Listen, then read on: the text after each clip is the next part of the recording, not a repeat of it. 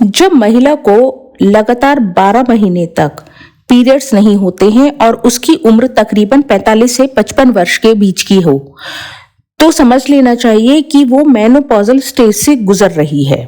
Menopause का अनुभव हर महिला के लिए अलग अलग और अनूठा होता है। नमस्कार दोस्तों, आयुर्वेदा के मेनोपॉज सीरीज में आप सबका स्वागत है। मैं डॉक्टर ऋचा, आयुर्वेदिक ऑब्स्ट्रिशियन और गायनेकोलॉजिस्ट और आपकी शुभचिंतक।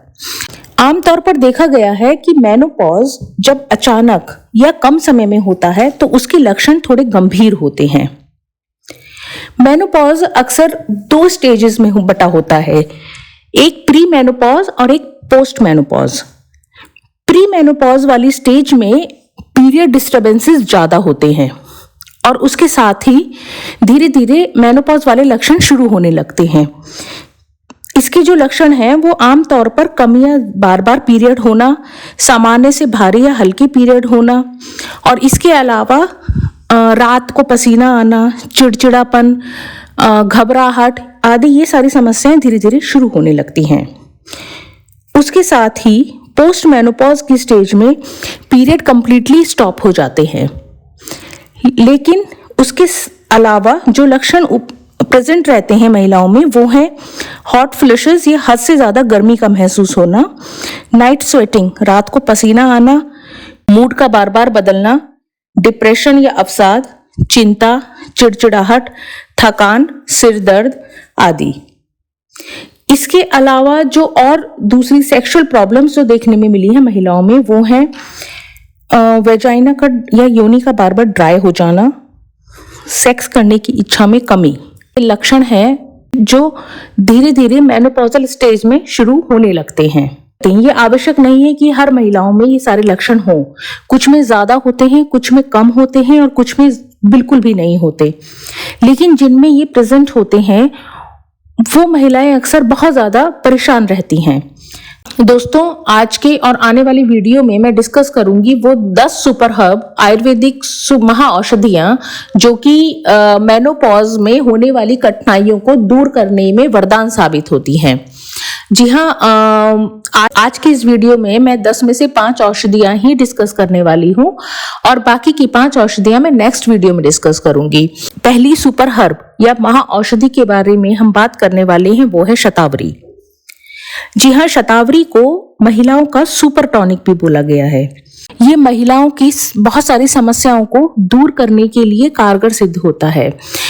इसी के साथ ही ये मेनोपॉजल सिम्टम्स या मेनोपॉजल लक्षण जैसे कि वेजाइनल डिस्चार्ज या योनि से स्राव होना, रात में पसीना आना, अवसाद, हॉट फ्लशेस यानी कि बार बार गर्मी का महसूस होना या मूड का चेंज होना, इन सारे लक्षणों को कम करने के लिए शतावरी का इस्तेमाल करना चाहिए।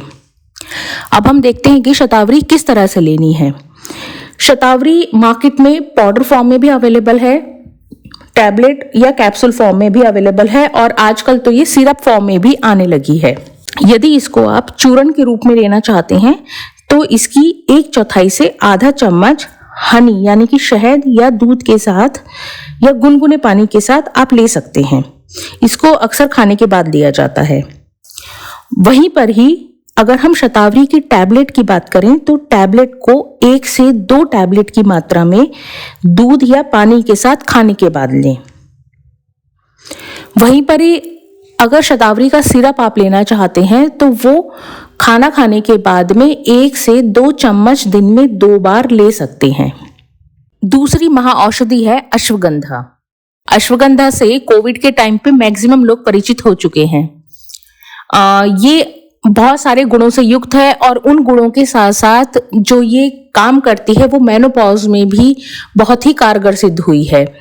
जी हाँ, मेनोपॉज में स्पेशली प्री मेनोपॉज स्टेज में जबकि मेंस्ट्रुअल इरेगुलरिटी या माहवारी की गड़बड़ी शुरू हो जाती है और साथ में मानसिक परेशानियां, मानसिक तनाव, स्ट्रेस, नींद न आना, चिड़चिड़ापन, अवसाद, मूड का बार बार बदलना, इन सब लक्षणों में अश्वगंधा बहुत ही अचूक काम करती है।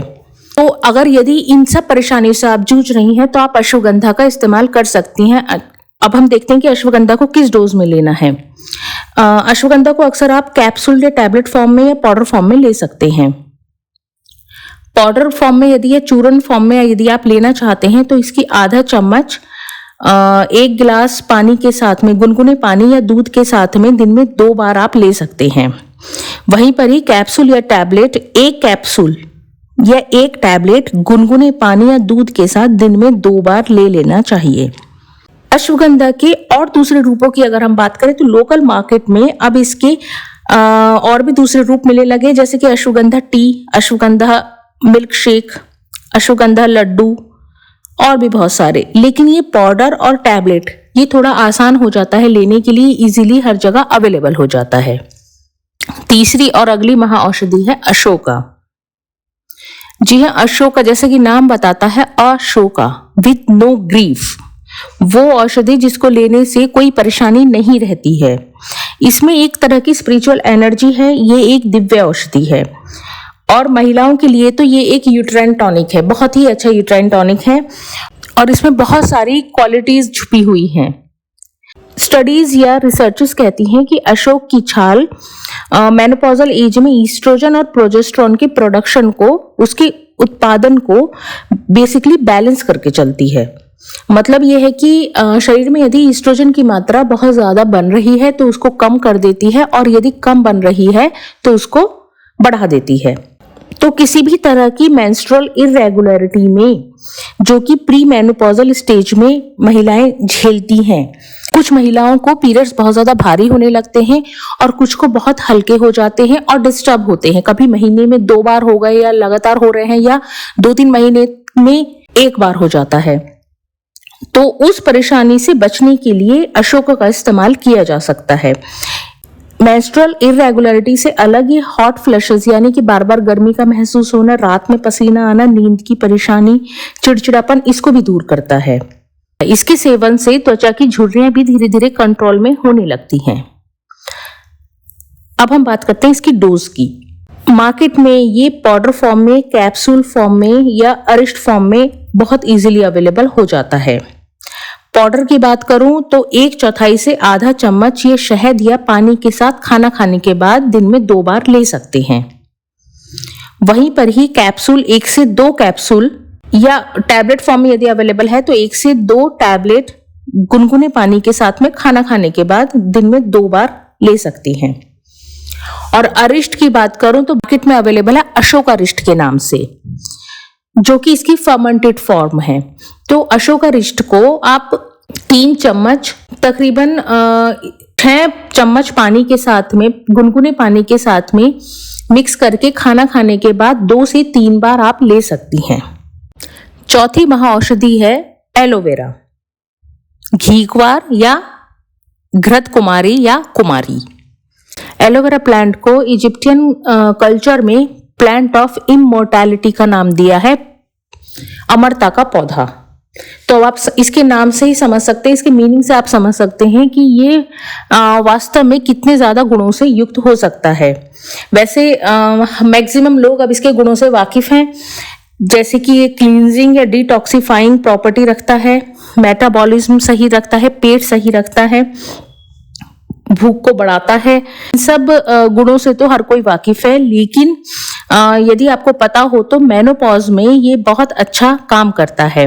ये जो है सबसे पहले बॉडी को रिहाइड्रेट करता है और ये मैं बता दूं कि ये विटामिन और मिनरल्स का एक पावर हाउस है, यानी कि इसमें फाइटोएस्ट्रोजन बहुत अधिक मात्रा में पाए जाते हैं। ये फाइटोएस्ट्रोजन फीमेल बॉडी में हार्मोन इम्बैलेंस को ठीक करता है और उसके साथ ही जो इसका मेन यूज है वो है वेजाइनल ड्राइनेस में, यानी कि योनि के रूखेपन में। योनि में जो चेंजेस शुरू हो जाते हैं मेनोपॉजल एज में, तो वो सबसे पहला चेंज होता है उसकी ड्राइनेस होना, जिसकी वजह से काफी बार इन्फेक्शन के भी चांस हो जाते हैं। तो ये जो है उसको ठीक करता है। यदि ड्राइनेस है तो ड्राइनेस को कम करता है, यदि उसकी वजह से इन्फेक्शन डेवलप हो गया है तो इन्फेक्शन को भी ये इरेडिकेट कर देता है। इन लक्षणों के साथ साथ ये दूसरे लक्षण जैसे कि बार बार गर्मी लगना, रात में पसीना आना आदि लक्षणों को भी ये दूर करता है। लेकिन यदि इन लक्षणों से महिला जूझ रही है तो आप एलोवेरा का इस्तेमाल आंख मूंद कर सकते हैं। और इनके साथ ही एलोवेरा की दूसरी क्वालिटीज भी हैं, जैसे कि स्किन में झुर्रियां नहीं होने देती है। अब हम बात करते हैं इसकी डोज की। तो तो सबसे पहला इजीली अवेलेबल जो इसका रूप है वो है पल्प, यानी कि इसका गूदा। यदि आप घर में इसका पौधा उगाते हैं तो इसकी पेटल को अगर आप काट के देखेंगे तो उसमें गूदा, व्हाइट कलर का चमकीला गूदा निकलता है। तो इसको आधे चम्मच की मात्रा में गुनगुने पानी या शहद के साथ में खानाश्ते से पहले आप ले सकते हैं। और मार्केट में इसका एक दूसरा रूप भी अवेलेबल है जूस के फॉर्म में। तो इस जूस को आप 2 से 3 चम्मच सेम अमाउंट की पानी में मिक्स करके खाली पेट ले सकते हैं। आज के वीडियो की जो आखिरी और 5वीं महाऔषधि है वो है जायफल यानी जाति फल, जिसको नटमेग भी कहते हैं। इसका अक्सर फल इस्तेमाल होता है और ये 2 हार्मोन ईस्ट्रोजन और सेरोटोनिन का बहुत ही बढ़िया कॉम्बिनेशन है। ईस्ट्रोजन हार्मोन का सबको पता है, ये फीमेल रिप्रोडक्टिव सिस्टम में महत्वपूर्ण है, और उसके साथ ही सेरोटोनिन मानसिक स्थिति को बैलेंस रखने के लिए बहुत ज्यादा जरूरी है। देखा जाए तो जायफल अक्सर शारीरिक और मानसिक दोनों ही परेशानियों को दूर रखता है। इसके साथ ही सेक्सुअल हेल्थ को भी बैलेंस रखता है। मेनोपॉजल एज में होने वाली स्लीप डिस्टर्बेंस यानी नींद से संबंधित दिक्कतें, डिप्रेशन, चिंता, अवसाद, लो मेटाबॉलिज्म, जबकि पाचन शक्ति शरीर में धीरे धीरे कम होने लगती है। मेनोपॉजल एज में यदि महिला लो सेक्स ड्राइव यानी कि घटती हुई यौन इच्छा से जूझ रही है तो जायफल उसमें वरदान है। जायफल जो है सेक्सुअल हेल्थ के लिए बहुत अच्छा है, फीमेल सेक्सुअल हेल्थ के लिए बहुत अच्छा है, और उसके साथ ही अन्य दिक्कतें जैसे कि नींद का डिस्टर्ब होना, एंजाइटी, घटता हुआ पाचन, ये सारी दिक्कतें भी ये सॉल्व कर देता है।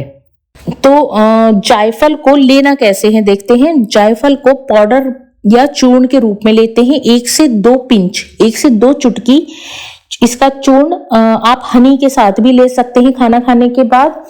और इसका तो बड़ा अच्छा सेवन आप दूध या चाय में भी मिक्स करके कर सकते हैं, और साथ ही इसको आजकल खाने में, भोजन में, करी या सब्जियों में भी इस्तेमाल किया जाता है।